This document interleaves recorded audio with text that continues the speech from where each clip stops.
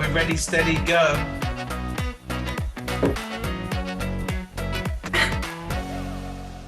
didn't actually talk over it, Paul. I did. I talked over the beginning. I thought I'd change the habit of a lifetime. Didn't last very long, Paul. He's heard that before. Well, Kate's got me as premature, and you're saying I don't last very long. You know. Good afternoon, everybody, and welcome to the EV Café. My name is Johnny Berry, and I'm the moderator, chief barista for today's session. And in my day job, I'm the head of decarbonisation for Hitachi Capital Vehicle Solutions. And today I am joined by the great EV Café crew, bar Sam. Don't know where Sam is just yet. He'll turn up a little shortly. Just arrived. Oh, hi, Sam. Who are commonly known as the Avengers. So in no particular order, they are our very own anchor lady. And Sam pops up on the screen just at the right time. That I mean Sarah. So hello, Sarah. Hi, this is exciting because actually, secret, I don't know that much about trucks. So I'm ready to learn. And what news will you be delivering later today? Be telling, you don't want me to ruin the surprise, but I suppose I should introduce myself properly. So I'm Sarah Sloman, and I'm very proud to be the head of future mobility partnerships at Elmtronics and Hubster. So this is so much fun to be here every month, and we've got a few live events coming up in the next few weeks as well. So let's move on. And sometimes we use acronyms or jargon that is common in this industry. Who better to police this than our very own Paul Kirby, the acronym police? Hello, Paul. Hello, I am the acronym police, and your first acronym for the day is PPE. There you go. Of the week? And I hope you're all wearing your PPE, which is personal protective equipment. I know what it means. And I'm very excited for today. Trucks are another forgotten area of the industry in many respects, and are behind even vans. So it'll be really interesting to see what things are happening to really move them forward. And I apologise for my tape across my glasses because I lost my glasses in Scotland. Yes. And as some of you will know, the goal of our sessions is to give you, the audience, the opportunity to ask us and our special guests questions, which is why we have our very own mailboy, John Curtis. Hello. Hello, darlings. So, John Curtis, I am the head of communications for Charge Place Scotland, the best charging network for a country.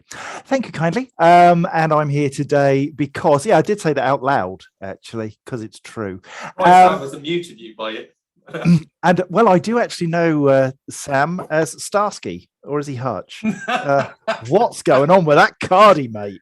Jeepers. Got down the charity shop, I reckon. We can pick up some new glasses while I'm there, mate. Yeah, brilliant. And so John will be monitoring the Q&A tab and the chat box. So please start to get your question in there as you could be in the chance to win an EV Café mug, as the best question will win. John will decide that at the very end of the show. And then last but by no means least, Mr. Sam Clark, who has joined us a bit late because he was at the charity shop picking up his new cardigan. Hello, Sam. Which he's now got all defensive about and taken off. I was cold, okay? I was cold. I'm not cold anymore. Hello, everybody. Said before, Sam is just cold. So what amuses me, Mr. Curtis, is everyone's microphones are the same, but then when you speak, it's just so much louder than everybody else, which is exactly what you like in real life. So that's quite useful. But hello, everybody. My name's Sam Clark. I'm Chief Vehicle Officer for Grid Service, my day job. An absolute privilege to be part of this ridiculous crew as part of the EV Café as well.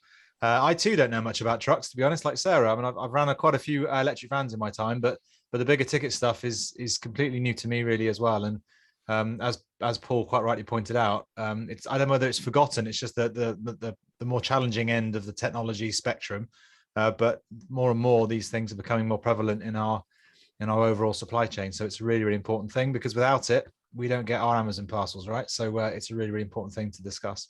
So thank you, everybody, for dialing in.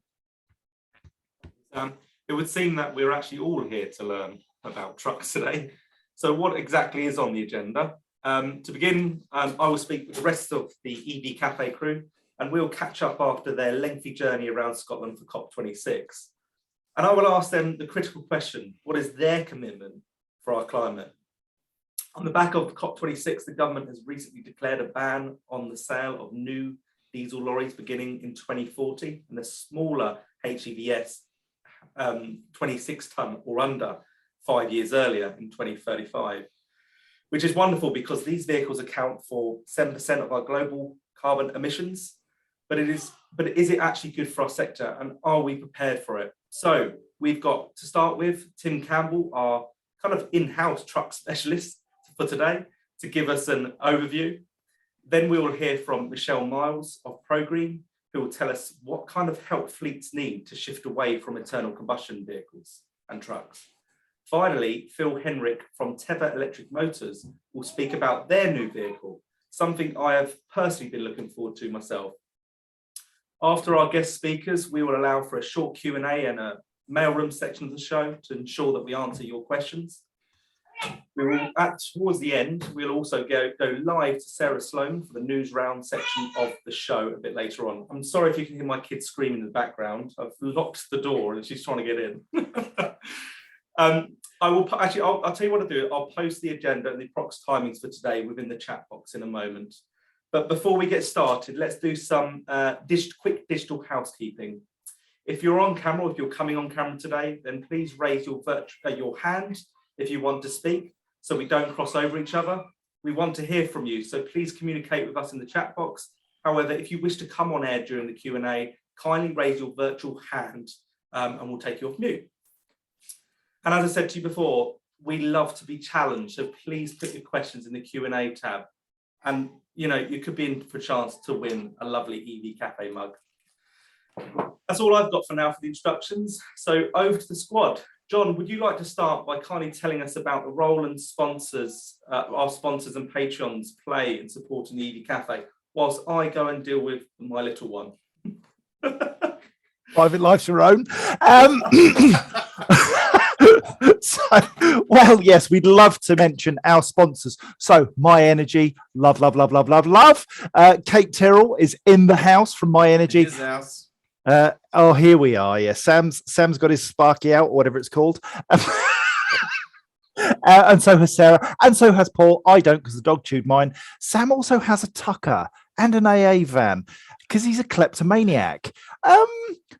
There seem to be some favourites in this house, but anyway, My Energy. They're the zappy chappies. Marvellous, absolutely brilliant supporters of ours. Geotab. Gotta love a bit of Geotab because data is pointless, but insights are fabulous. And Geotab bring insights into how your transport works for you or doesn't, and what changes you can make and how you make it better. And then we have the wonderful AA. Yes, Alcoholics Anonymous. They are ours. Oh no, it's the breakdown service because, well, I've had a breakdown. Anybody else? Yes, mental health matters. So we'll talk about that later, but the AA, key to us and our latest sponsor. Plus, we have the following, who are our Patreons. And we really love these people because they hand out cash from their own pockets to support us. They are George Donahue, Jordan Middleton, Heather Kennedy, love you Heather in Scotland, David McNally, Linda from the EV Driver, Darren Anvener, Paul Barnfather, Roger Atkins, Elmtronics, thank you Sarah, Anil Kumar Mehta, Compared Leasing, Carl Cook, Stuart Middleton, Neil Durno, and the wonderful Lorna McAteer, all of whom provide us with some money. And the reason they do it is not so we get paid, because we don't. We come from 5 different organizations. We are allowed to do this because we are all championing electric vehicles, renewable energy, sustainable mobility. And the money that is raised through sponsorship and through our Patreons goes towards us being able to share your messages, our messages, with a wider audience. If we don't get outside of our comfortable lives and go and do the hard yards, people aren't going to get on board. We need to tell them how easy EVs can be, how fabulous renewable energy and clean energy can be, and how good cycling is, walking is, how good using public transport can be to break up the monotony of sitting in a traffic jam for 3 hours. And those people enable us to do that. So thank you, one and all. Yes. Brilliant. Thanks, John. So something's happened in the last couple of weeks. It's been quite action-packed in terms of the climate agenda and COP26. Many of us have been watching from the sidelines and all the events coming out of Climate Change Conference. So what's your take on it, Sarah? What's your take on it all? Quite heartened, actually. I remember being recorded at Fleet and Mobility Live saying, I want to see commitment. I want to see colours being nailed to the mast. And we did. And we recorded 36 different pledges, some personal, some business. And just seeing everyone in the room, all of whom were there because they care, was just really great. I've written them all down, and I'm really looking forward to sharing them properly and holding everybody to them, because that was the whole purpose of the exercise. So that, plus the commitments made over the weekend by government, I feel like we're finally getting somewhere. I hope that it met everyone's goals. I really do. Brilliant. And Paul and Sam compete once more at the EV rally in Scotland to see who can get the most miles per kilowatt hour, i.e. who can drive the slowest and brake the least. So to be fair, Sarah did do the majority of the better driving in the Sam and Sarah vehicle. It seems from the Geotab provided data through level telematics. So it was an exciting time. The journey round the north coast of Scotland. I of course did it in vans, and Sam and Sarah joined me in a van for the Wednesday. Did a fantastic job. Very exciting. It was I think good, it's worth pointing out, sorry, Sam, it's worth pointing out that it's actually very difficult to measure two different commercial vehicles because they have a different face, a different shape. They go through the air differently.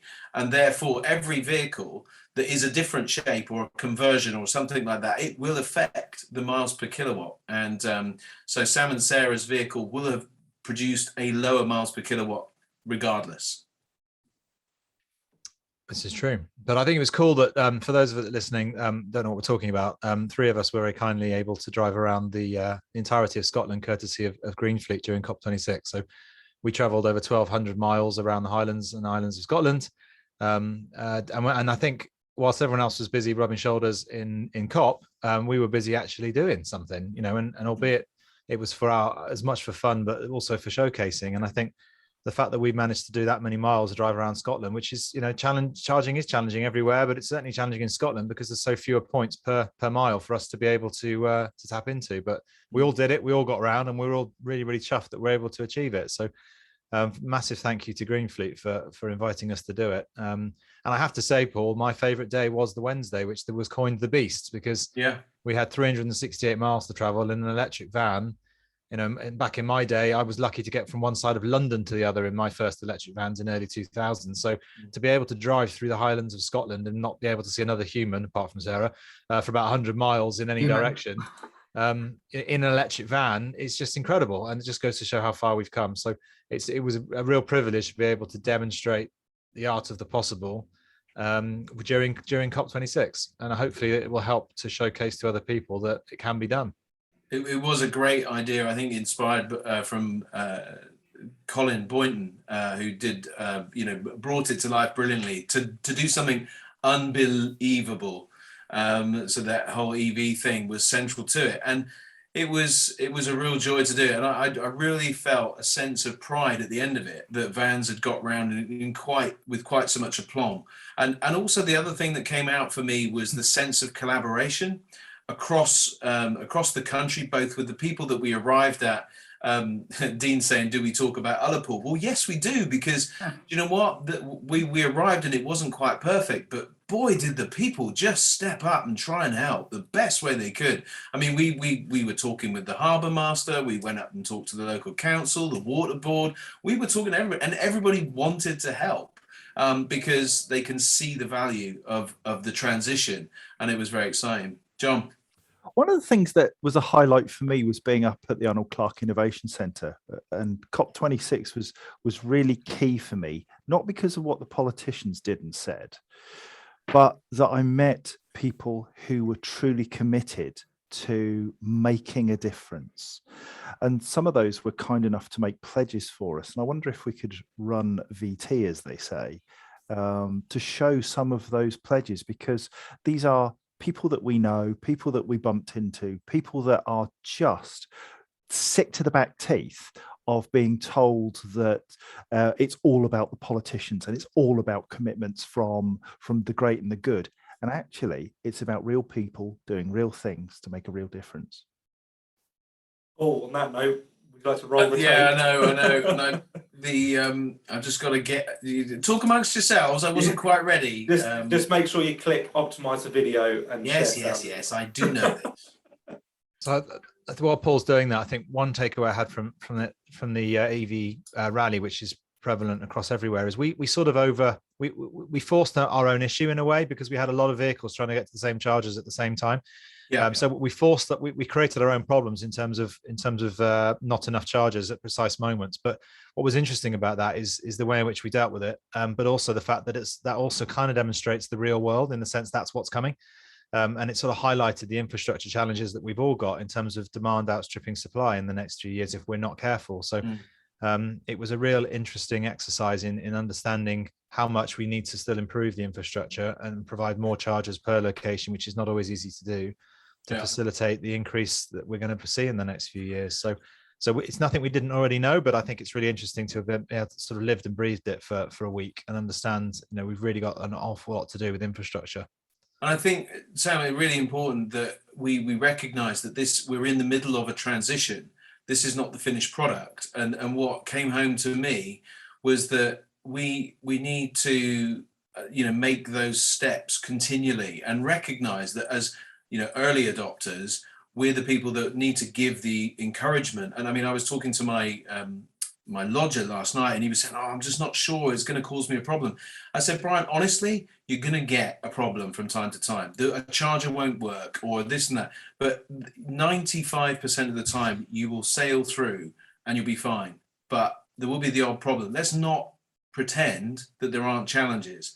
Let's be realistic, and then everybody embraces it with the right level of expectation, rather than sort of expecting it all to be wonderful. And coming up against a brick wall from time to time. Yeah, absolutely. Just like hit share. Sorry. Yeah, go on. Go on. I was saying to just Lorna's just message, get on with it, Sam. So thanks, Lorna. We are all right. No. You've got one at either end of the country. You just got to join the dots. Yeah. Well, yeah, I got about another 177 in between. But yes. Yeah, whatever. Right, here we go.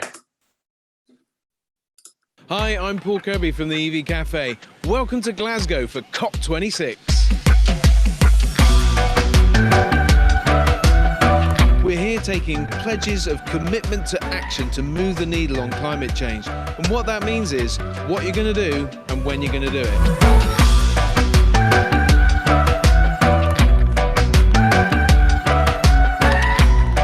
We'd like to pledge to... My pledge today is... I'd like to make a personal pledge. My pledge is to change to a climate-friendly heat source and to reduce my meat intake. We'd like to pledge to continue increasing EV adoption in Ireland. My pledge today is to take our business to being carbon neutral by the beginning of 2025, and as part of that, launching a business-wide cycle to work scheme that we'll sponsor.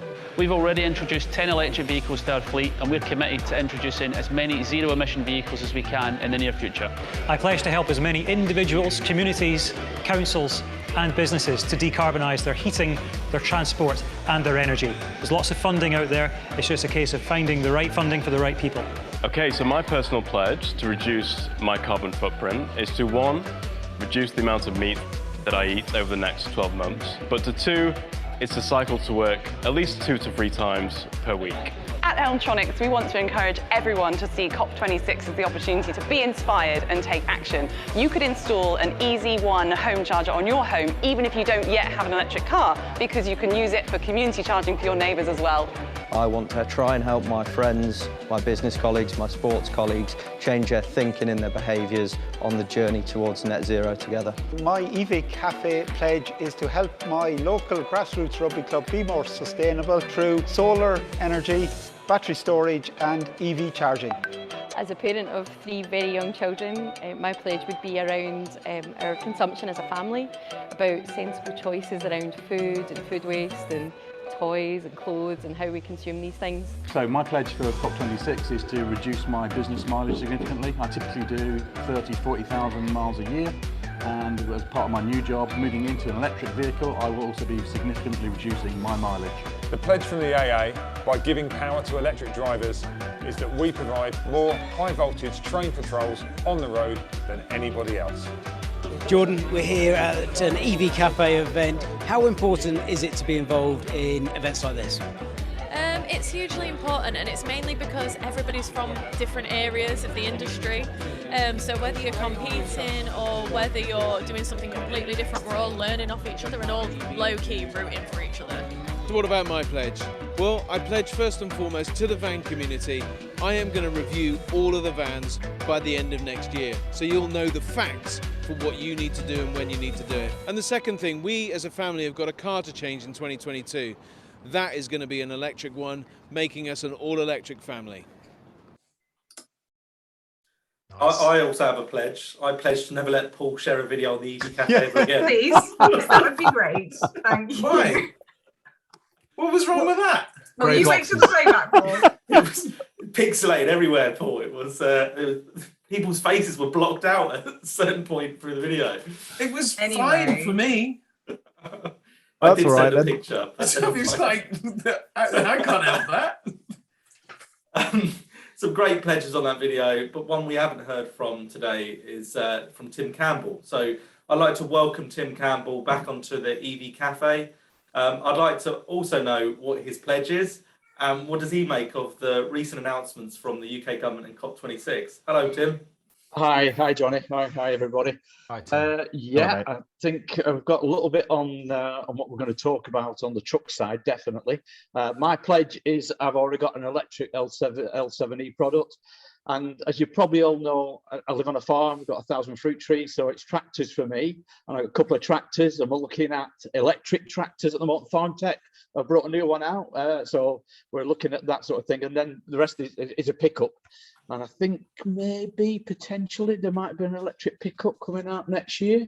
So that might be also of interest to me as well. So yeah, across the board, going electric somewhere along the line. So yeah, definitely of interest. So hopefully I'm not pixelated. And hopefully you can see what, sorry there, Paul. Hopefully you can, well, they were all doing it, mate. I had to get involved in it. You know what I'm like. Absolutely. Tim, just, I mean, feel free. I'll bend my head down so you can just kick it. That's... Oh no, there's a bit of a shine there, mate. It's just got oh, dear. Sorry, pal, mate. We know each other well enough now, so you're okay. I think so. I think so. I'm sure you'll do the same for me, mate. So somebody's been nice. Poor Paul in the chat. Thank you, Robert. Oh God, somebody's been coffees are on me. So, yeah, good. It's not Paul's fault. He's allergic to technology. Okay, so. Good, let's get rid of that one. Yeah, I mean, the big thing is COP26 for me, and unlike Sarah, is a cop-out. And that's really to be truthful, using the words. Yeah, okay, we got the, obviously, COP26 Transport Day is on the 10th of November, Wednesday. In fact, a week, this week, a week ago. And where do we start? We had a consultation document that came out June, July.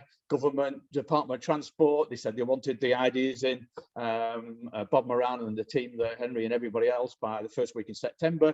I believe they had over 100 replies from the commercial vehicle industry, from the associations, people like, you know, the UK Logistics, the RHA, SMMT, BVRLA, all the players in there. Obviously, I'm involved with Zemo as well, and I also talked to a few other players as well who were looking for my views on what's going on. So we were very, very keen that we could. The rumor was it would all come out at COP26.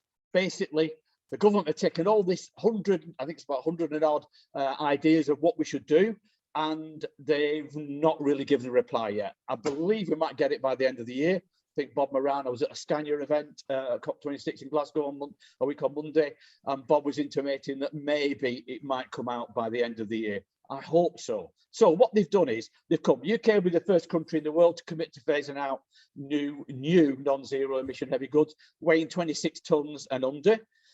One of the interesting bits for me is they've not said whether that's GVW or GTW.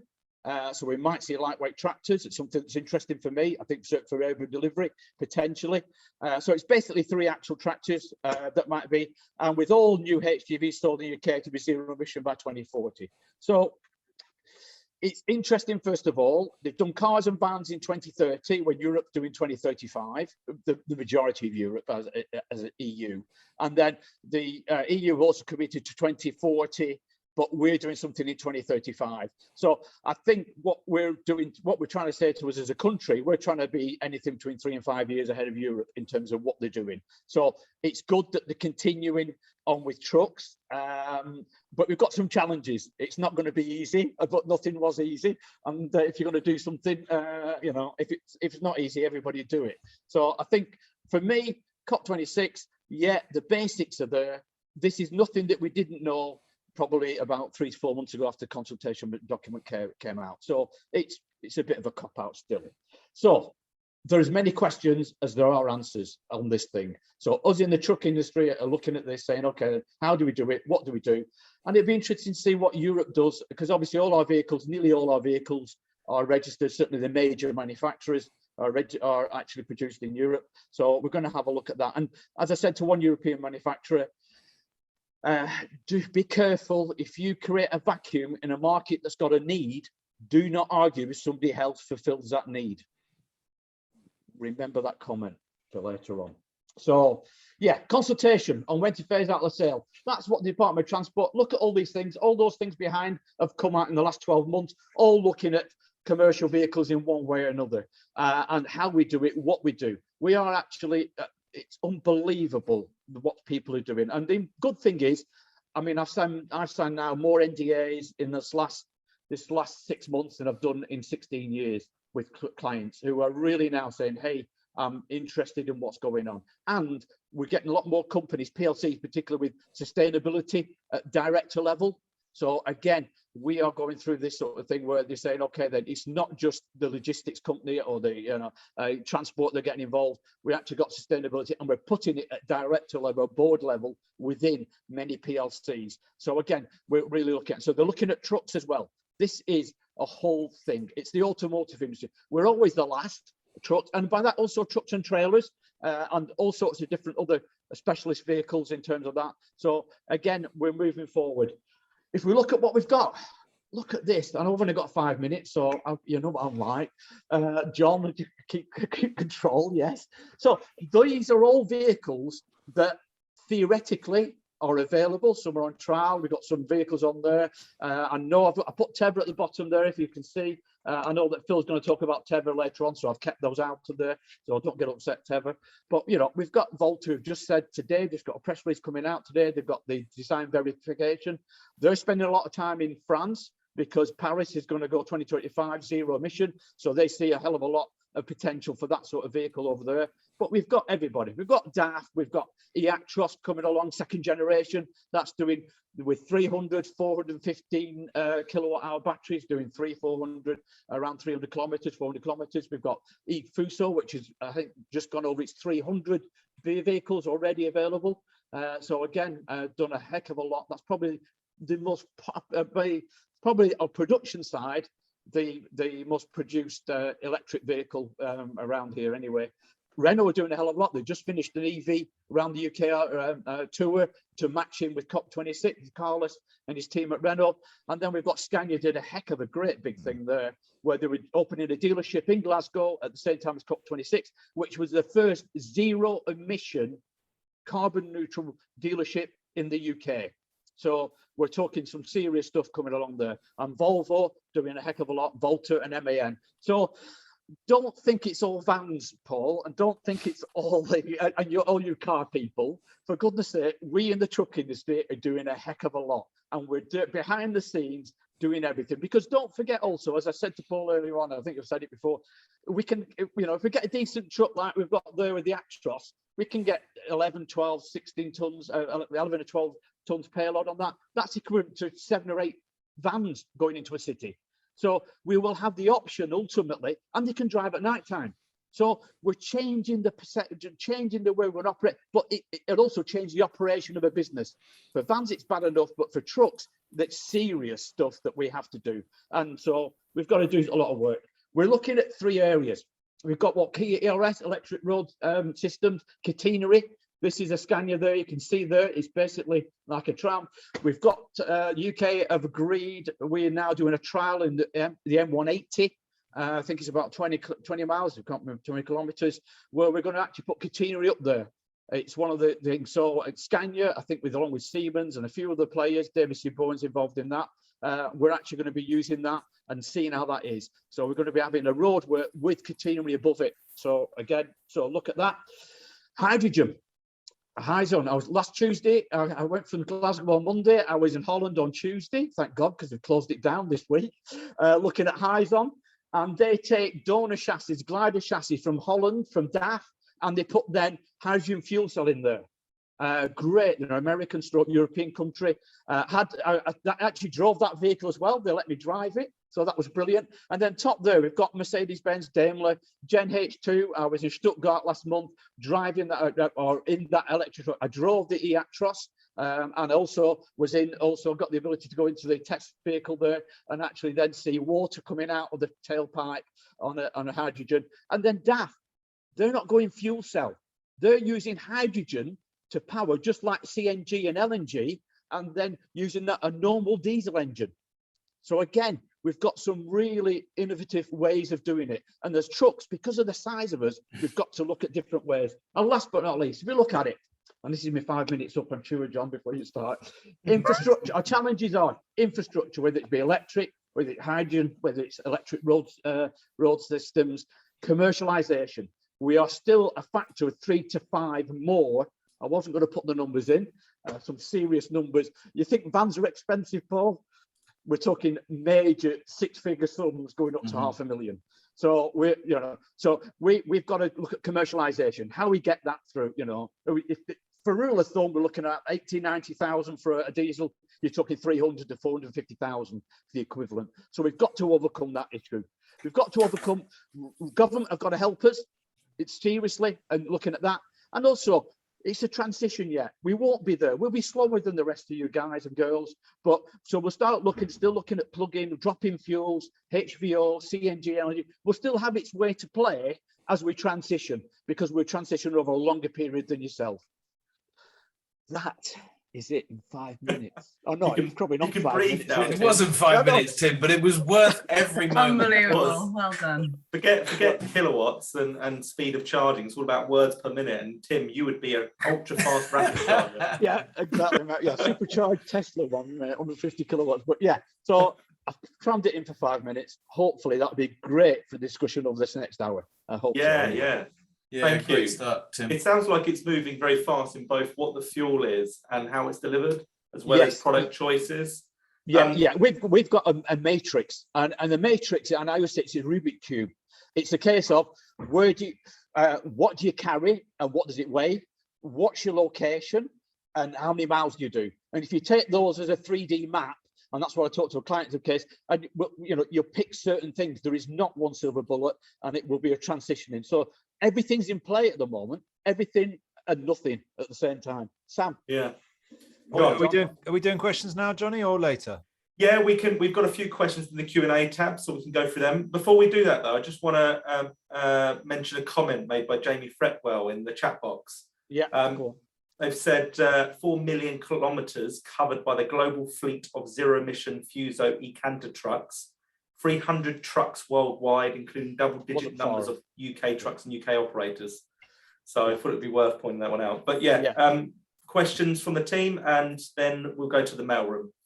Yeah, I had a question for Tim, and it's around the catenary stuff, because I'm trying to get my head around the practicality of that in the real world. Now, surely you would need that on every motorway across the country to make it even close to plausible for everybody. And then you need every logistics company to have vehicles that are capable of having a catenary, and they'd all have to be universal, and someone's got to pay for it. So having 20 kilometers or miles on one motorway is one thing, but how do you bring that to reality? I mean, is it really in any way operationally practical or economically viable? There's two different things there, Sam. The last bit was an interesting one, economically viable. I think somebody gave me numbers of 20 billion to do it all, something like that. I think it was a figure that somebody said to do. I mean, you've got to understand, there are some systems still running as trial in Sweden and in Germany at the moment, where we've got people just using systems. I agree. This vehicle also has a diesel as a fuel in it as well, and people are saying a battery as well, so that if you go off the catenary but you don't go many miles away, so you're on the catenary and then you might go 5 miles, 10 miles to a location, a distribution, so you'd then be on battery. The one that Scania, I think, had a diesel engine at the moment while they're just trying to work everything out. But so you can see the fact that it wouldn't be soulless catenary. We would use it as the main area, and then what we'd do then is go to the local RDC, the regional distribution centre, and use it that way. So it's practical in a way, but I mean, we'd have to do all the motorways up. Would they need their own lane?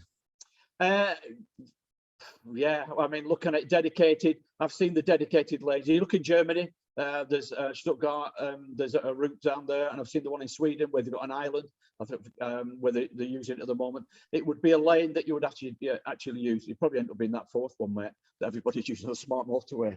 So, but yeah, interestingly, they picked the M180, and that's only dual carriageway, and one carriage will be used as the way. So, again, there's no silver bullet. I can see it where maybe London to Birmingham, Birmingham to Manchester, some major works where we, hey, 80% of the freight goes that way, where actually they could use it. But, you've got to look at bridges. What happens when the bridge, the ones that I've seen go underneath the bridge, but we've got different bridge heights than we have in Europe. So again, there are some issues to overcome, some challenges, but in certain areas, there's a potential, but yeah, there's as much for as against the moment. So yeah, good. Isn't it about testing the technology and just seeing what works? I mean, I'm kind of dismissive about hydrogen and van level, but Stellantis have stuck a hydrogen fuel cell in a Vivaro sized van. Well, let's see what it does and kind of learn from that process. Because unless we learn, we can't come up with an answer that's educated. Paul, my counter to that logic is we haven't got any more time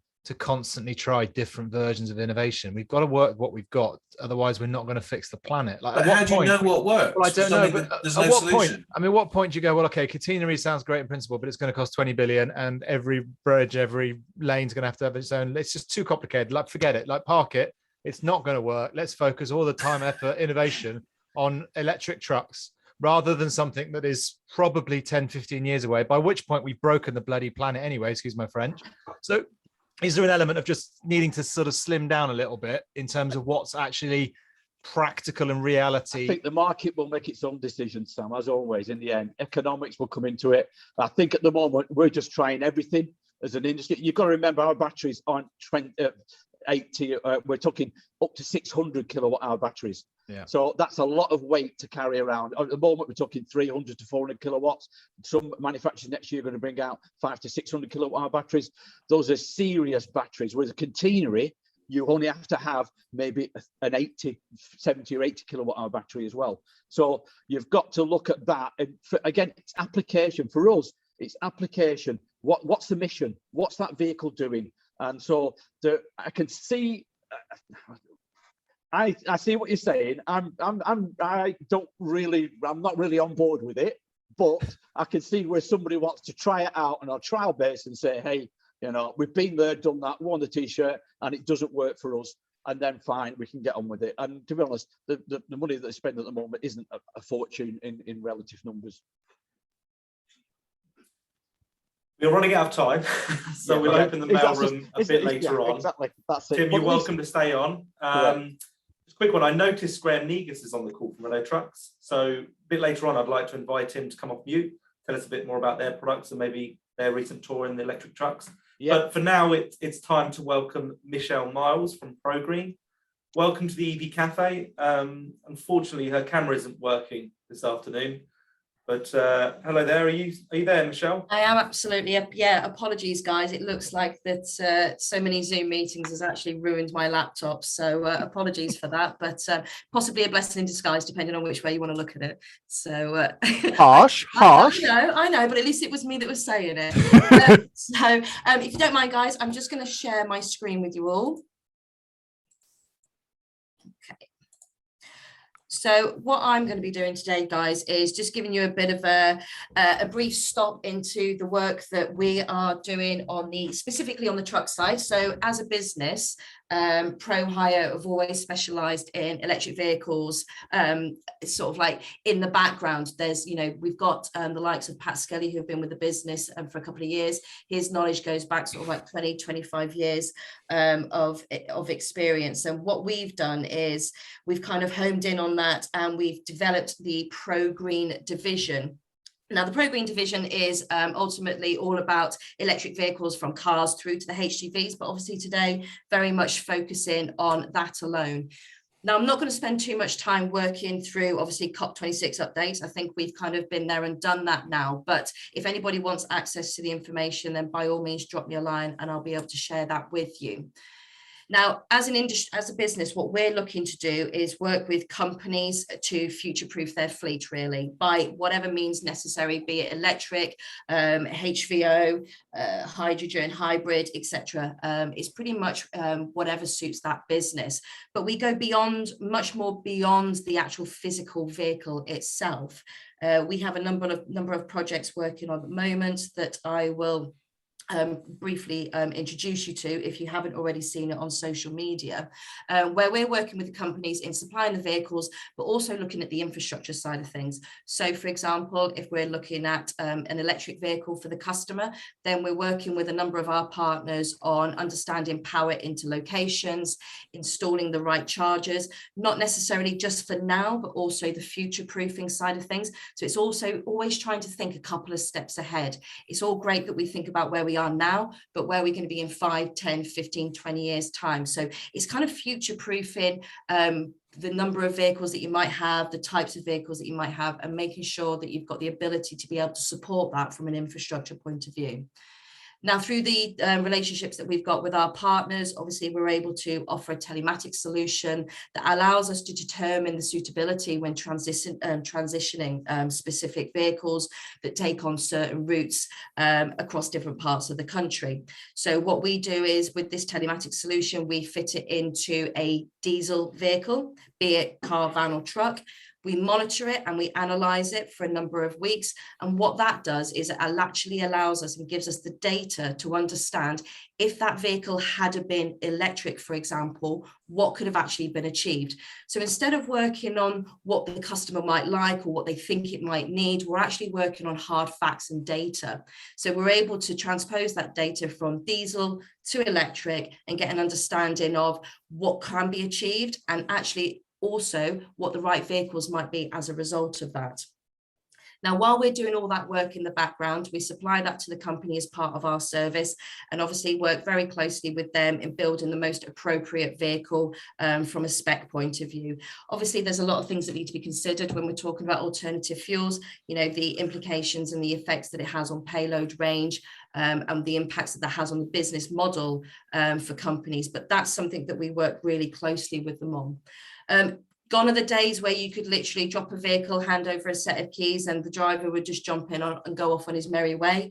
There's a lot of work that needs to happen leading up to a vehicle going into a customer these days, from a training point of view, and we'll supply that full support as part of that as well. And I'll touch on that in a couple of minutes. So like I said, what we're doing is we're future-proofing. So we're working with those companies. We're looking to reduce their CO2 emissions, deliver improved air quality, increase their uptime, look at their business and encourage them and support them from an environmental, corporate, social responsibility point of view, but also help educate them. So when we're talking about the fact that, these deadlines are being put in place, and everybody automatically makes reference to ULEZ in London, obviously Birmingham have made that change. End of next year, Sheffield will be rolling out £50 per day for HGVs running into the city. So it's supporting companies and giving them that education to help them make the right decisions at the right times. And that's everything that we're doing at the moment. In a nutshell, obviously, various conversations have taken place already with Tim of what's actually available out there. That's everything that's available out there at the moment. We're working with companies, predominantly more so on the HVO, the electric side of things, a lot of research going on in the background from a hydrogen point of view. And we do have a number of companies, customers that we work with from a CNG and LNG point of view. But again, what suits one business isn't always going to suit the other. So the big thing that I'm very passionate about, and I'm sure Paul will confirm this for you, very passionate about the fact of you've got to get to know the businesses. And I absolutely love, and our team love, I'm very passionate about spending time with a company and understanding their business model, what they do day in, day out. We go out in the vehicles with the drivers to understand what they're actually operating at so that we can make the best recommendations. And it's something that we strongly believe in, because that allows us to then find the most suitable solution. Couple of examples then of some work that we've been doing. We are in the process at the moment of working very closely with DAF through some government funding. At the end of March, beginning of April, we are going to be delivering 9 19-ton, 100% electric vehicles into an organisation. They are going to be the DAF LFs.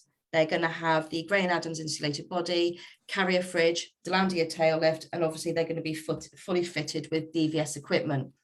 Those vehicles are going to be going, like I said, at the end of March. They offer a payload over 11 kilograms. The battery capacity is 282 kilowatts, and the expected range of them is going to be up to 170, 175 miles. Now, on the back of that, as you can appreciate, they're going to need some pretty specific charging. So again, with some of our partners who I know are online today, we're working in the infrastructure. So those vehicles, there's 9 of them. We're going to be putting them across 4 depots across the country. And those 4 depots, as we speak, are currently having site surveys carried out to make sure that we can get the most appropriate chargers installed for them. So we're looking at 180 kilowatt chargers that could be split and run off so that you can have the 2 90 kilowatt chargers running at the same time as well. So that's something that's very much live and happening and will be going into play in the first quarter of next year. One that you guys probably have, or I'm kind of hoping if on the other side of my role we're doing it correctly from a marketing point of view, is we've just delivered this first of its kind 27-ton rear steel beaver tail lift vehicle into Speedy. So we've worked very closely with Sterling Bodies and Electra. This is now running out of their new depot they've just opened last week in Milton Keynes. This particular vehicle, like I said, first of its kind, 225 kilowatt battery, can be charged 0 to 100% in under 6 hours on a 40 kilowatt charge. You'll get about 250 kilometers out of that, which is about 155 miles, and you're looking at a 13-ton payload. This has been an absolute pleasure to work on with these guys. Following on from their opening day, quite a lot of people have shown some interest into it. A lot of companies out there obviously under pressure to demonstrate to their customers what they're going to be doing. A lot of companies' customers now are saying, unless you come onto our site with an alternative vehicle for your vehicle, you won't be able to come on site. So all of a sudden, people actually physically seeing something is now giving them the understanding really of what's actually achievable. Very quickly, we go beyond the vehicles. We're also looking at the asset side of things. So we worked very closely with Carrier. We've got a number of vehicles running out at the moment with our tractor units that are fitted with the Eco Drive. Obviously, the great skill with this is the fact that it's not just reducing your CO2 emissions because the trailer's running off the electric of the Eco Drive rather than the diesel of the tractor unit, but actually what it's also doing is it's also reducing your diesel costs as a result of that. So again, it's thinking beyond the vehicle and actually looking at the asset side of things. So things like electric fridges, etc. And we're also working with a number of other partners from a solar panel point of view as well.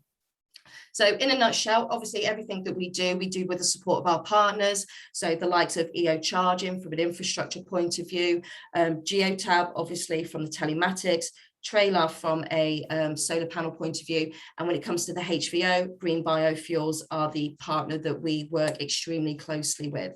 Now, everything we do, like we said, is very much a focus on training.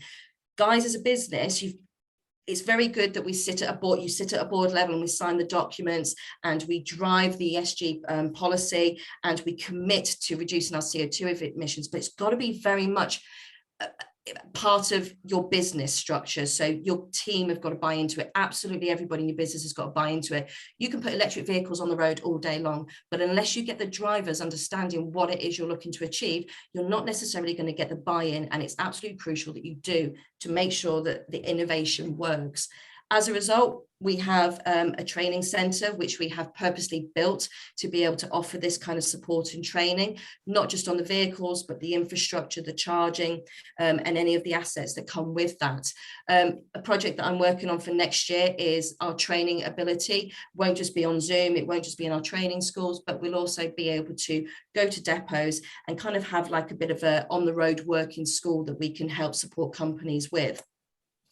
Now, everything that we do, a little bit like what we do with Paul, is we have a bit of a giggle and a bit of a laugh. We go out, we test the technology, we take it very seriously, but at the end of the day, it's very much a real world thing. So we want it to relate to the real people. So we do various videos with the likes of Magtech, Electra, Mercedes, DAF, Volta, etc. like that. So we always like to share our knowledge and our experience, you know, the good and the bad. And a lot of the things that we're doing at the moment is trying to think outside the box. You know, we are having to do things slightly differently now. Technology is available there. Exactly like we were saying earlier on, that Tim was saying, there is a cost implication to that. So there are options when we're looking at bridging the gap. So, you know, if you can't justify 300, 400,000 pounds worth of electric vehicle, is there the option to move over to HVO? And that's something else that we can support companies with. So it's just trying to understand what's available and what's going to be the most suitable now immediately, but also over, you know, the coming years as well. And I think that's everything as just a whistle stop of what we're kind of doing to support people at the moment. Thank you very much, Michelle. Before we go to questions from the crew or the mailroom, I'd like to invite Jamie Fretwell from Mercedes-Benz Trucks and Graham Negus from Renault Trucks to come off mute at around 1:15 this afternoon. If that's okay with you guys, please let us know by raising your virtual hand. We really hope you do want to come on. Because Jamie said yes already. Oh, Jamie. Brilliant. Okay, we'd just like to ask them, well, we'd like to ask Jamie what Mercedes-Benz Trucks response is to the announcement of the ban, and how Renault Trucks, how their tour went in the UK. All right, over to questions. John, you're on mute. What a bloody amateur. Do you know what? There are days when I just despair. I was actually being really lovely. Michelle, great presentation and so much really positive stuff in the chat box there for you. Somebody suggested that this was a masterclass, and I have to agree. Superb. Thank you very, very much indeed. I couldn't see the messages, so that's lovely. Thank you. I also want to thank you for the use of the term beaver tail and move on. A question for Michelle. Michelle, you know, this is a transition, right? So, I mean, to reference to Sam's comment earlier in terms of like, do we focus on one thing, or is it a different kind of solution to each sector from what you're concerned, and is the investment a challenge really to meet all of these different needs? I think I've got to be honest with you. There's nothing that's going to, you know, one thing won't suit everybody. You know, when we're talking to customers, you know, we've got a number of customers that run LNG vehicles, which is great, but they can only work on certain routes for that customer, and what works for them doesn't work for the other customer who is running on CNGs. So I think the ability to kind of sit down and, like I was saying earlier on, sit down and really understand the operations of these companies. You know, we're talking to every sector that's kind of out there when we look at the possibilities, and you know, some options are yes, absolutely HVO. You know, a lot of companies are kind of jumping up and down for it. Sorry, Sarah, Michelle, HVO. I'm pro HVO at the No, moment. it's an acronym. Oh yeah, no, absolutely. It's much easier than trying to actually say what it means, because that's kind of a hydro-treated vegetable oil. It doesn't slip off the tongue quite as easy as the HVO, but yeah, you know, at the end of the day, that works for some companies. But as you know, as we're finding out at the moment, it's not suitable for everybody because, you know, majority of the manufacturers will support it, but one or two don't. And how much does that reduce emissions by? That can reduce. So the partner that we've got with Green Biofuels, so we operate the HVO and a Green D Plus, and that's up to 95-96% reduction on CO2 with immediate effect. That is a direct drop into current vehicles with no modifications whatsoever. Wow.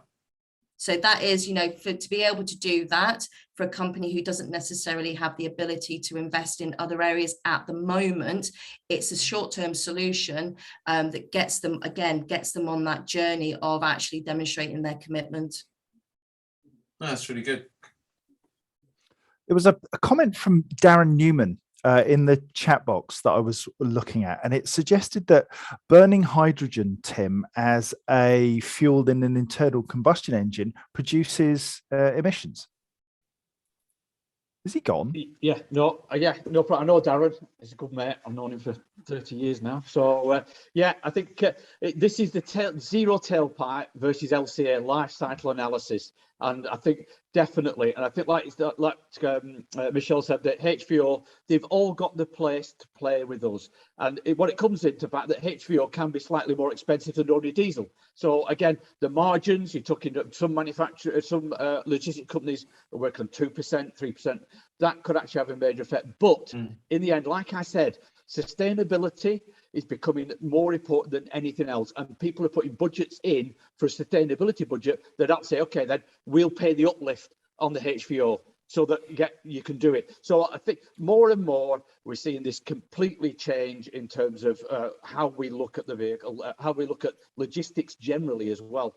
Paul, did you want something? Well, Tim, I was just going to touch on that cost thing, because we're talking costs of cars, of total cost of ownership. It's broadly, you could argue, very similar, and you can put that case. Vans in the small sector, probably you can just about get to the TCO, and it's near enough like for like. The larger vans beginning to be a struggle. What's the direct comparison? Because we heard 4 times the cost of the vehicle potentially, but what's the TCO cost? How much do you save? Again, it depending on everything, Paul, is because you think you pay such a variety. If you pay low sensitive on vans, because you might be 1 to 1.25 tons. We're talking tons here. So again, it's you look at that beaver tail there for John. You look at that. I mean, that's a recovery vehicle basically. So it's a case of that won't carry. It won't be used as much, or maybe as an Amazon trunking vehicle. So again, it's this matrix that I said, and Michelle was right in the fact that it's this 3D thing of what do you carry, how big is it, what does it weigh, versus where do you go, and how many miles do you do, and what your GVW is. As we go up the weight range, it becomes more challenging. For instance, on the consultation document, I said we should go to N2 quickly. N2 vehicles are up to basically 3501 to 12,000 kilograms. We can go there reasonably quick because, again, N2 vehicles go into cities, the urban distribution vehicles. Why do we up to 26? So we think, I'm hoping that they might, after consultation, there might be a staggering of not directly up to 26. We might actually, because if the document says up to 26, if not earlier, and that's quite an interesting comment at the end, Matt. It does seem, though, that the sort of lower end of the weight section does seem to be moving quickly towards electric, doesn't it?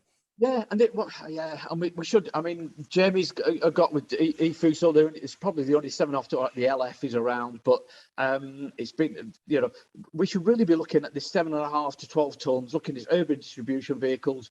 The other one is 26 tons refuse vehicles. They're the ones that are going wrong. John, thanks very much. I'm stopping now. I don't even need to be told. Thank you. Thank you and good night. He knows the score. I'll do the job for you.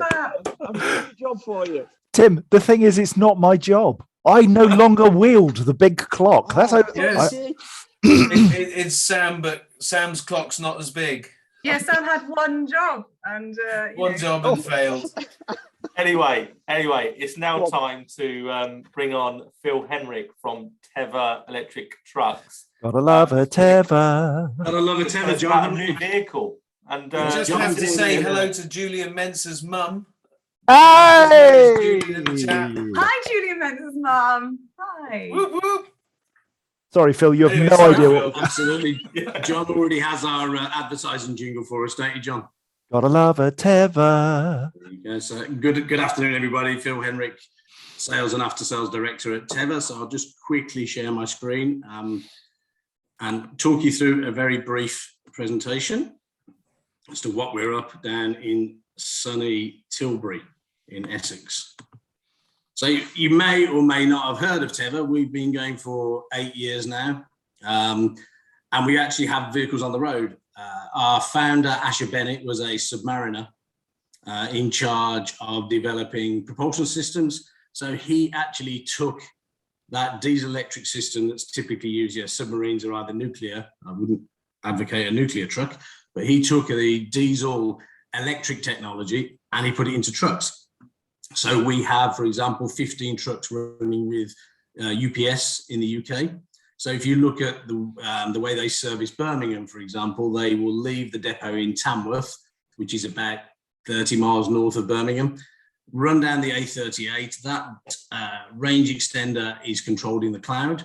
So whilst it's going down the A38 outside of urban areas to keep the battery at 100%, the diesel range extender will be engaged by the cloud. As soon as it gets to Birmingham, that's it. It's off for the day. The driver can't, unless he's stuck in traffic, he can override it when the battery gets to a certain level. But by and large, the driver just gets on with his job, doesn't have to think about the range extender, and drives around Birmingham city centre, zero emission.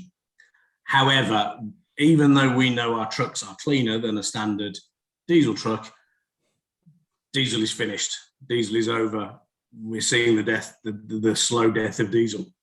So we took the decision last year to completely walk away from diesel and bring to market two propositions to customers.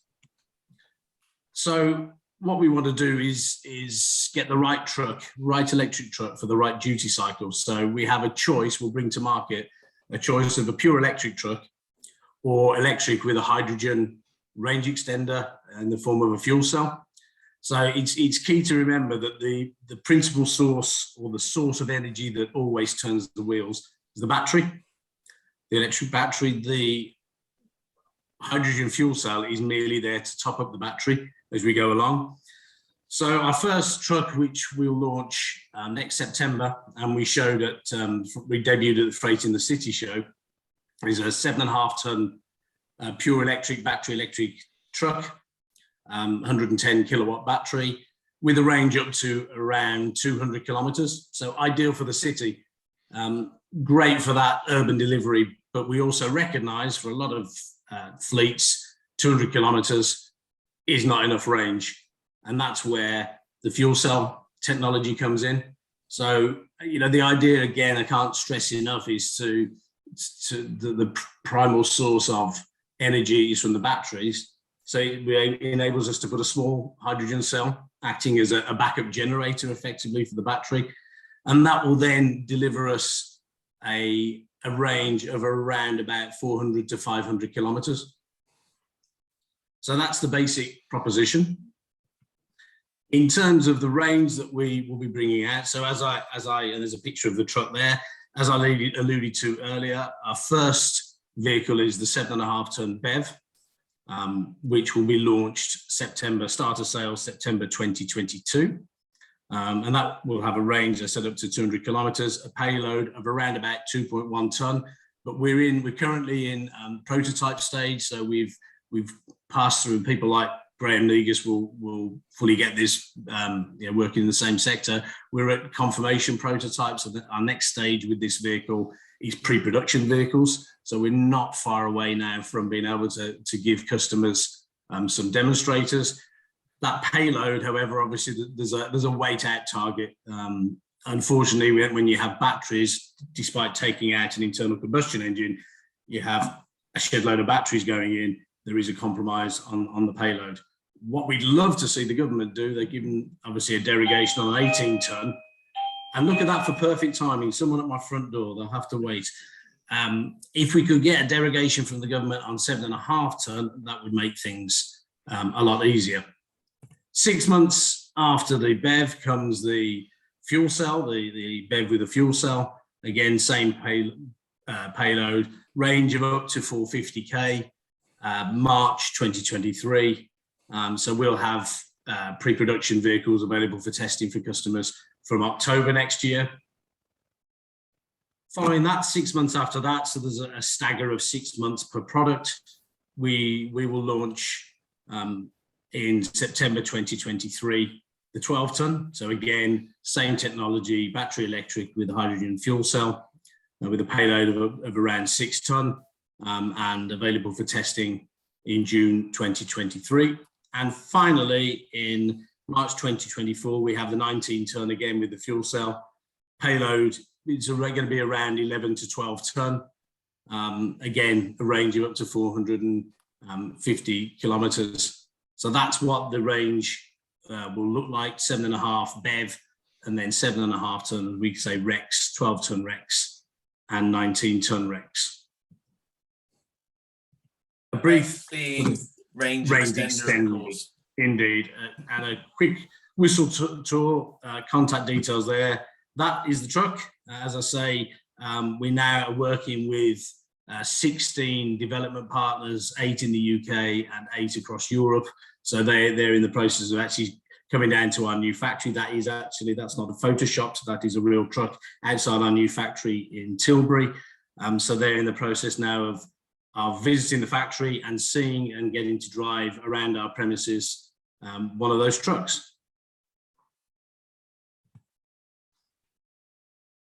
So there we have it. Thank you, Phil. Thank you very much. Just really probably the one thing to add, I suppose, about hydrogen. You know, with a BEV we can plug it in. It's quite simple. Hydrogen, you know, it's not like a diesel forecourt where you can just drive on and fill up. So we've been working really closely with green energy, because it's very important for us that we can go to customers and help them make that transition. And it's green electricity, but also it's green hydrogen.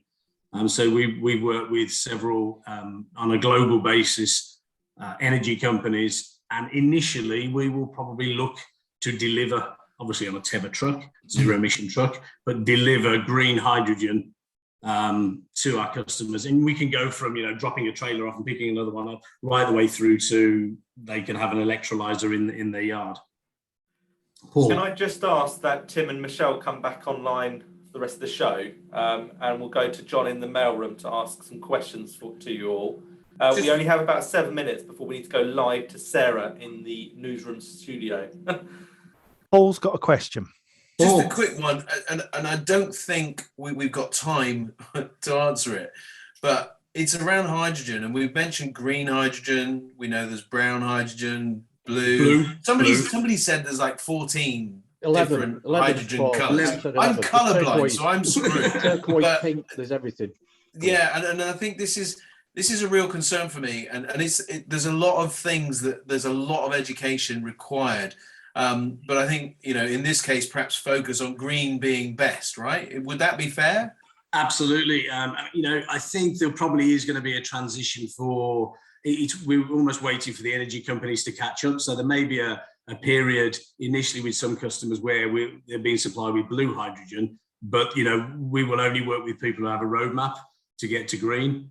So we're working with people like Scottish Power. So they obviously have the planned electrolyzer just outside Glasgow, which is fantastic news, 8 ton of green hydrogen per day, which is, and clearly a lot of that will go to fertilizers, et cetera, but they're really keen to work with us to bring it into freight transport as well. Good. Should we go to the chat box? Yeah, Phil, I've got a question for you, which is, Yep. is it true that No. the role of head of sales for TEVA trucks is the easiest job in the world because they sell themselves? If only.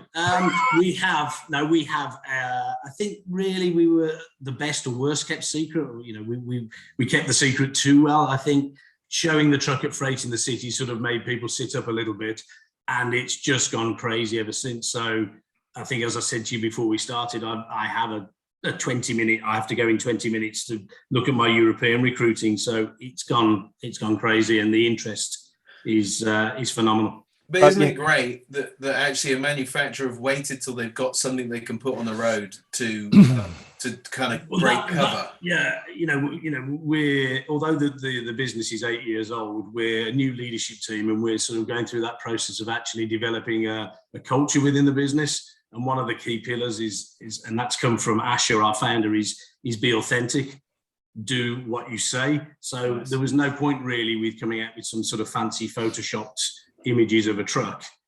We wanted to actually deliver a truck.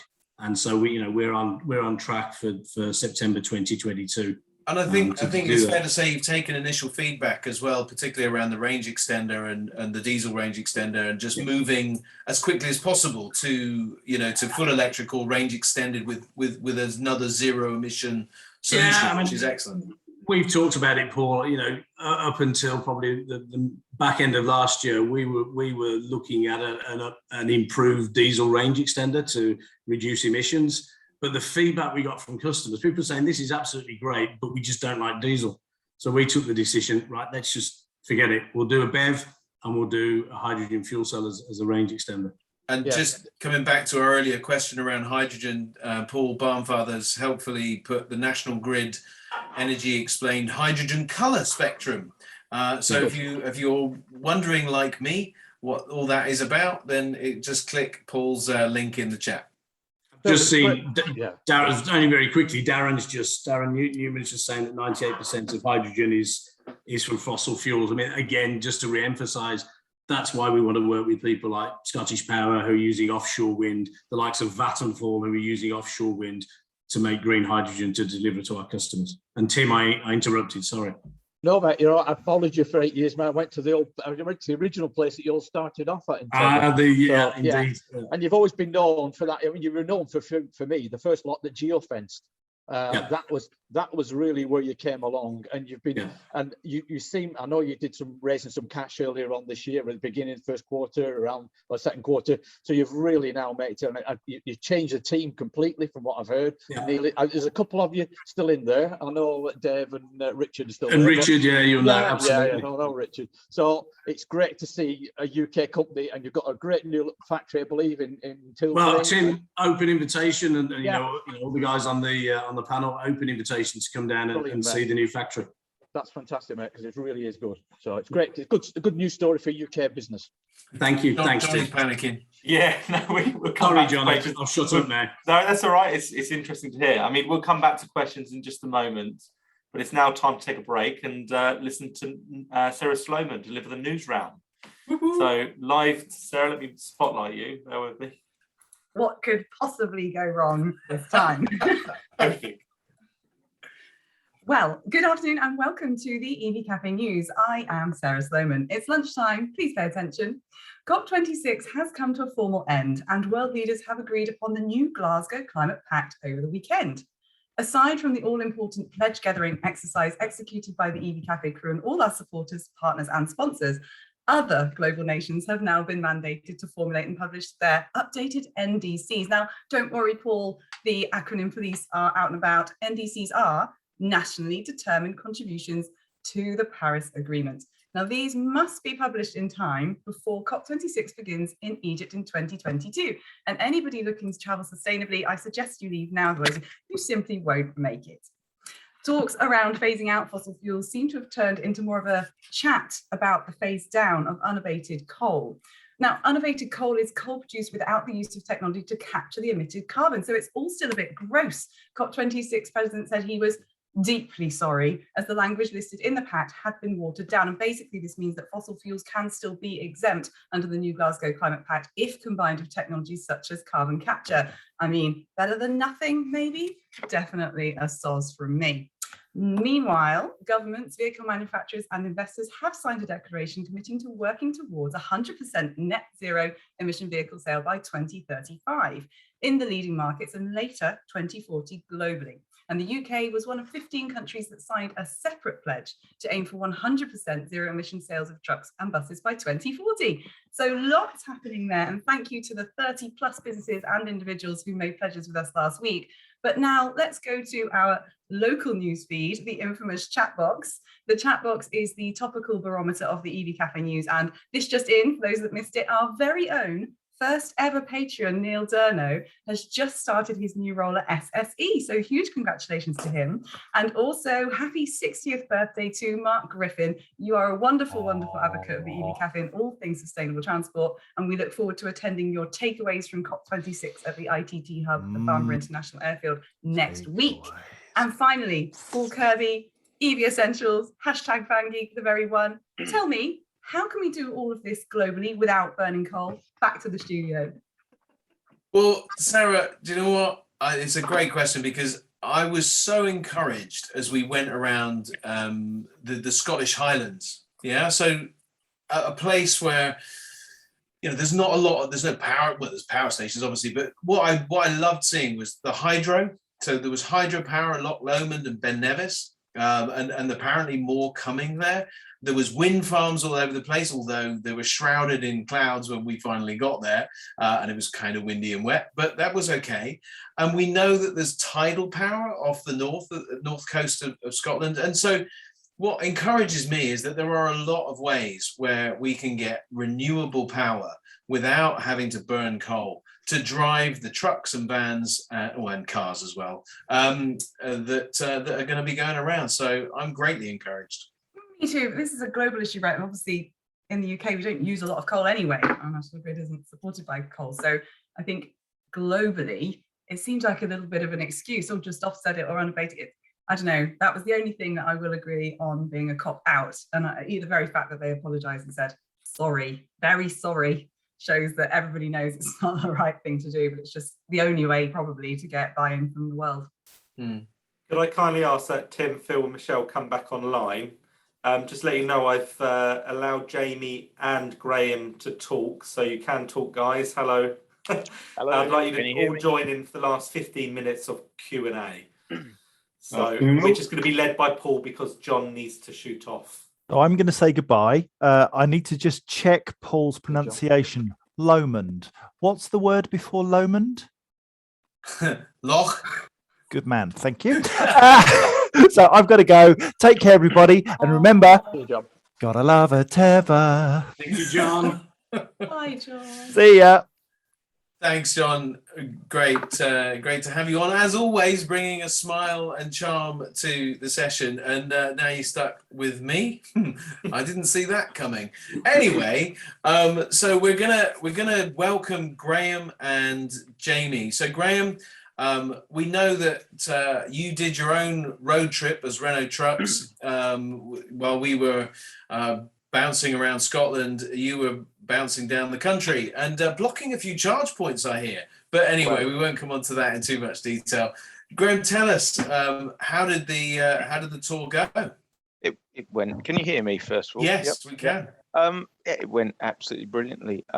It was something that we've been planning for some time. It coincided obviously quite nicely with COP26, but the whole thing was really to prove to people that HGVs, zero emission HGVs, are available today. That's not a blue sky thing, and they are wholly practical. I mean, we were driving all of our vehicles from one location, dot to dot, down the UK.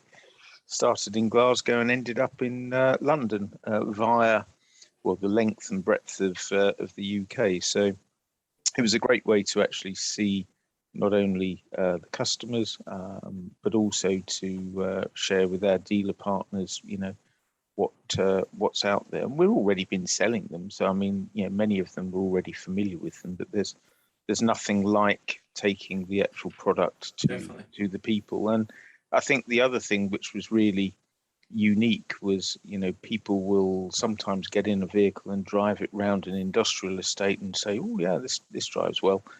Driving it 120, 130 miles from one dealership to the next, on a normal highway and byway is something completely different. And so it really followed on. We did a thing, I don't know, about 6 weeks ago now, doing a lap of the M25 with a 19 tonner, So what's the key takeaway, Graham? What would you say? One thing that really stood out. Key takeaway is technology is here today and it works. I mean, that is the key takeaway. And I suppose the other key takeaway, if I'm going to allow to have two, is as per my post, you mentioned it earlier, the infrastructure, if you need to use it out there, is just woeful in respect to facilitating for heavy goods vehicles. It's certainly not designed for trucks, and arguably vans struggle as well. But yes, I agree. Yes, it was great that you've got 150 kilowatt hour chargers, but when there's a bit of a pitch battle between people in cars and vans as well, all vying for the same thing, it's that needs to be accelerated. And I think we've discussed it before. I think that arc in terms of change, yes, cars, vans done, trucks, yes, largely back to base, so that isn't an issue. But you think you can buy one of our vehicles today and do 300 kilometers on a full charge. 300 kilometers is verging on, it's more than last mile, and it's certainly more than urban. Absolutely. So these things are advancing at a terrific rate.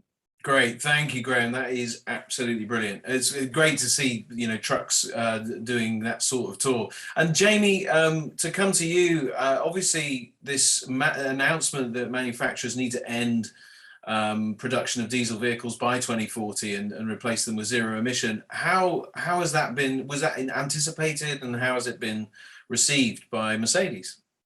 Well, we get to be quite smug, Paul, because as part of the global Daimler truck family, we had already announced that we were going to go fully zero emission by 2039. And as all I could do is kind of just echo what's been said previously by Tim, by Lorna in the chat and everyone. Yes, we've exactly what Graham's just said. We've had electric vehicles on the roads now, real trucks with real customers doing real jobs for the last 2-3 years at least at 7.5 ton.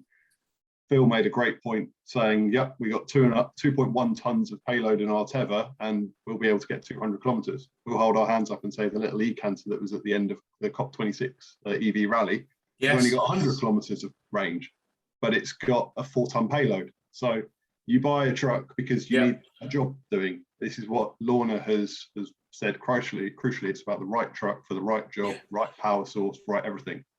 For us as well, collaboration is really key. Tim always jokes that we should invite our customers to our R&D parties at the end of the year, because of course the insight that they've given us into what it's like to use their trucks is really, really beneficial to us. We've had innovation fleets of the e-Actros, as Tim mentioned, for the last 2 years. The electric trucks you've got in your background, the Freightliner e-Cascadia. Another Daimler truck brand. Tim drove that at CES, I think 3 or 4 years ago. They've now come available for general order. So the idea is that we do generally believe that we can meet this 2040 100% zero emission vehicle. It will be a dual strategy to get there. You'll have battery electric for the shorter routes, the more predictable ones. You'll have hydrogen fuel cell for the longer, less predictable routes. But infrastructure, again, I'm sounding like a broken record here, just repeating what everyone else is saying. There is not a single HGV friendly electric truck charging point in the UK at the moment. But in music, Sam might take issue with that. Have you actually got a charging point next to that bay yet? Yeah, I did just say there is, but I was on mute, so no one heard me. We can charge trucks at our site, but we haven't got a dedicated lane. We have a dedicated lane, we haven't got any chargers in it yet, but we've had buses under the canopy. So yeah, you can charge your stuff, Jamie, at the Grid Serve Electric Forecourt. There we go. Can I just share this vision for you? How's this one? Just going to share the screen. Let's just say thank you to Jamie. Oh yeah, thanks, Jenny. Thanks, Jamie. Thank you, Jamie. Welcome. Oh yeah, I remember this one. Correct. Yeah, this is exactly. great. So we want to stay clear from that. And I think I'll stop sharing it and get there. But I think Jamie's right, and also Graham. Obviously, I've driven the Renault DZE. I've driven the Actros. I've driven most of the electric trucks anyway. And I think also what's happening is the Europeans and everybody's saying partnership. You've got competitors now. You've got like Daimler. You've got Volvo trucks. You've got Traton. They're going to put 1,700 chargers, high power chargers, throughout Europe. We're going to get some of those, I believe. So again, we've got the industry coming together and helping each other, people who would never would have talked together. Yeah, Now it's all about collaboration. Correct. We're collaborating, as Tim says, with the likes of, I mean, from a hydrogen perspective, there's Daimler, Iveco, the Volvo Group, all working together with OMV and Shell in Europe. In the UK, we're collaborating Daimler Truck with BP, so we're going to try and get up to 25 green hydrogen refueling stations across the UK by 2030. And on the battery electric, we know that a 350 kilowatt charger is brilliant for a car, but we probably need between 750 kilowatt to 1,000, what we call the megawatt charging standard, MCS. And so I think it's fair to say there is a journey ahead for these changes. Jamie, listen, thank you ever so much, mate. It's been great having your thoughts and comments. I want to come to the question, because otherwise John will lambast me for not getting to the mail room. So Brian Robinson asked a question for Phil, actually. Brian says, how fast does the battery charge on CCS? Presumably the vehicle has another high distance option of pulling into a grid serve fork or grid serve. Really? Why? Other charge point providers are available, in brackets it says there, rather than relying always on the REX. What is the charging speed? Yeah, I mean, I think, the REX is there to give that safety net. And ideally, those miles we want to, to maximise what we do off grid electricity. So there will be a fast charging option, obviously DC, which you will be looking at probably around about for the Rex is probably 2.5 hours. But that will probably be in the first year of sales, and then we'll look to upgrade that because what was acceptable a couple of years ago is not going to be acceptable moving forward. So for us, rapid will be probably 2.5 hours at launch. 12 months down the line, it'll be a lot better than that. And just on the hydrogen discussion, is your fuel cell 350 bar? Yeah, it's 350. Yeah, but 350. Not the 700. No, 350. No. Okay, so that answers Graham Thomas's question, and I wonder if that's Graham Thomas from Ocado fame, because he will be very interested in that sort of thing, I've no doubt.